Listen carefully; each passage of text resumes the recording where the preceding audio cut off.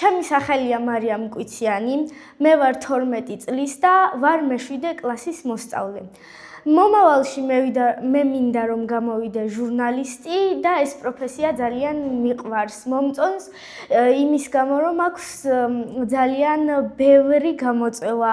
უნდა იყო ისეთ ადგილებში, რომლებიც არ გინახია, ასევე შეიძლება მოინახულო მთელი მსოფლიო ამ პროფესიით. დღეს მე სკოლაში მაქვს გამოფენა და ძალიან მიხარია. გამოფენაში ჩემი ისეთი ნახატები არის, რომლებიც არავის უნახია. მათ შორის არის ჩემი დაწერილი ხატებიც. ხატების წერა დავიწყე დაახლოებით 1 წლის წინ. ესენი არის ჩემი ნახატები.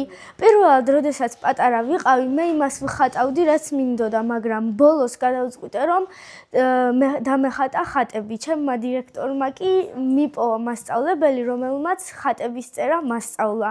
ესენი არის ჩემი დაწერილი ხატები. აქ არის ასევე ჩემი ნამუშევარი, რომელიც შევქმენი კონკურსისთვის. ჩვენ დავბრუნდებით აფხაზეთში. აქ არის გამოსახული სოხუმი, ხოლო აქ არის გამოსახული პატრიარქი, რომელიც აფხაზეთს და სოხუმს მფარველობს ზეციდან.